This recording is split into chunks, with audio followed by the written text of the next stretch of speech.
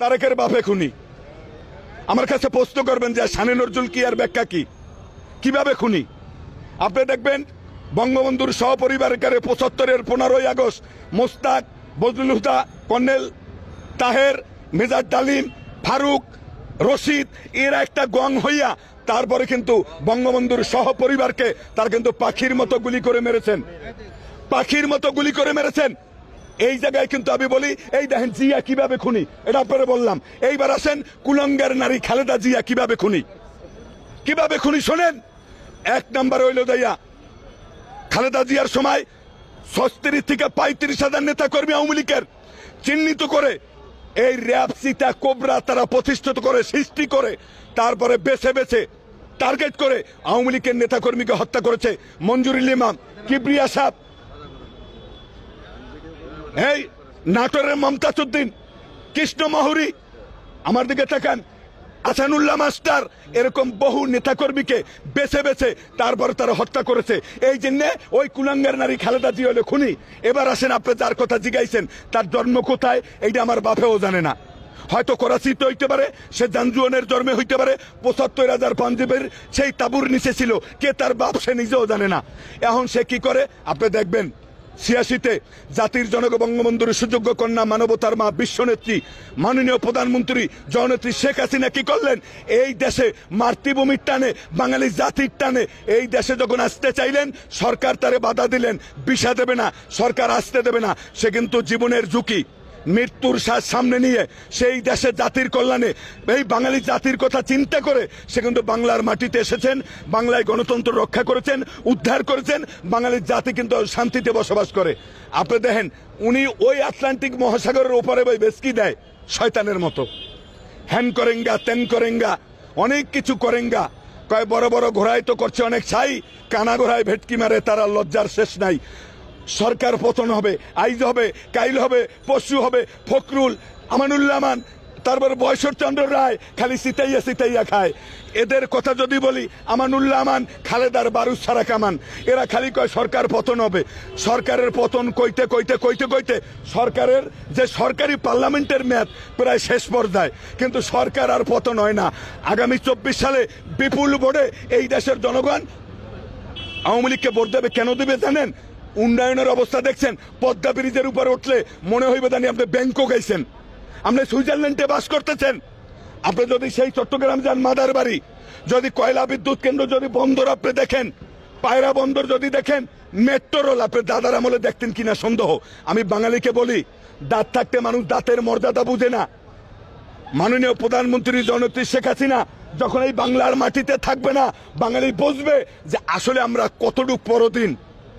তাই আমি বলি যে আপনি যে তারেকের কথা কইছেন, ওর বাপে খুনি, ওর মাই খুনি, ওর দাদাই খুনি, ওর চৈত্য গোষ্ঠী খুনি, ও তো খুনি, এর কোনো তুলনা নাই। আপনি দেখবেন এক কানা আর এক কানারে পদ্মা খাইতে পারেন।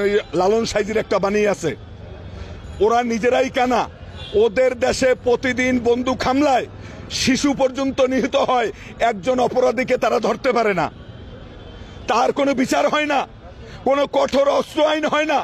ওদের দেশেই তো মানবতা নাই, ওদের দেশে মানবাধিকার নাই, ওদের দেশে মানুষ সাগরে ধাপাই পড়ে মরতেছে।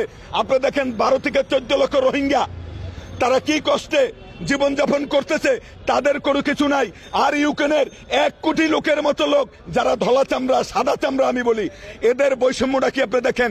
একজন সাদা চামড়াকে যদি আপনি আশ্রয় দেন, আপনাকে কি করবে, $2000 তারা আপনার খরচা স্বরূপ দেবে মাসে। তাহলে আপনি দেখেন রোহিঙ্গা 12 থেকে 14 লক্ষ, তারা জীবনযাপন করতেছে কোথায়? পলিটিনের ছাউনির নিচে। তাদের কোনো মানবতার খবর নাই, এখানে মানবাধিকার নাই। ফিলিস্তিনের কথা যদি বলি, দেখেন কিভাবে মুসলমান শিশু বাচ্চা পর্যন্ত গুলি করে মারিয়া লাইতেছে। কে? ইহুদি, ইসরায়েল, নাস্তিক, নাফার, কাফের, মুনাফেক, আবু জাহেলের বংশধর। তাদের কোনো বিচার নাই। আরো উল্টা ফিলিস্তিনের উপরে অনেক আশা আকাঙ্ক্ষা দিয়ে তাদের উপরে নাটক করে, ওখানে কোনো মানবাধিকার নাই। আপনি দেখবেন সিরিয়ায় একতরফা ইসরায়েল বোমা হামলা করতেছে, ওখানে কোনো মানবাধিকার নাই। আপনি দেখবেন ইরানের উপরে একতরফা নিষেধাজ্ঞা দিয়ে রাখছে, সেখানে কোনো মানবাধিকার নাই। আপনি আজারবাইজান যাবেন, আপনি দেখবেন মুসলমানদেরকে গুলি করে মারিয়া লাইতেছে, ওখানে কোনো মানবাধিকার নাই।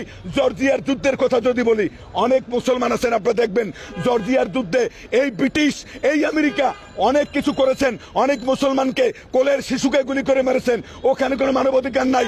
আফগানিস্তানের কথা যদি বলি, ধ্বংস করে দেশে দেশটারে অর্থনৈতিকভাবে, হীরার খনি, তেলের খনি, গ্যাসের খনি লুটটা বাট্টা লয়ে গেছে এই আমেরিকা, এই স্বৈরাচার, এই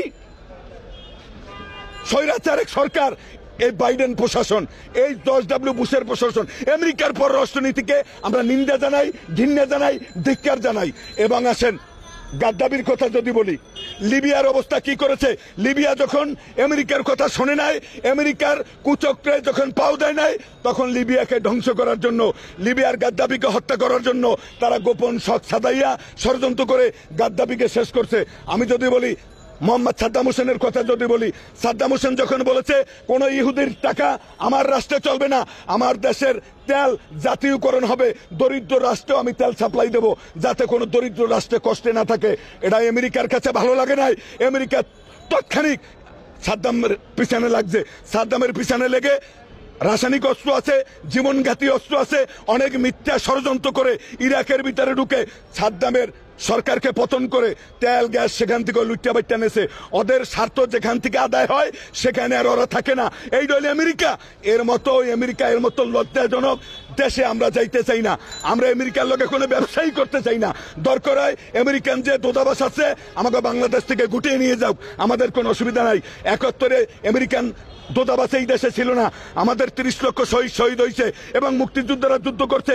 আমেরিকার কাঁধে ভর দিয়া না, আল্লাহ রাসূলের অতি মহব্বতে আমরা কিন্তু যুদ্ধে সেদিন জয়লাভ করেছিলাম, দেশ স্বাধীন হয়েছিল। আজকে আমরা স্বাধীন জাতি, বাংলায় কথা বলি, বাংলায় জবাব দেই, বাংলায় প্রতিবাদ করি, বাংলায় সঙ্গীত করি। এটা আমেরিকার বাপের দেশ না। আবার বলি আমেরিকা সতর্ক হয়ে যান, আমরা কিন্তু আপনাদের ওই হুমকি ধুমকি এগুলা পরোয়া করি না। অনেকে আমারে বলে ভাই আপনি যে এরকম রিস্ক নিয়ে বক্তব্য দেন, আপনার তো টুকরা টুকরা করিয়া লাইব।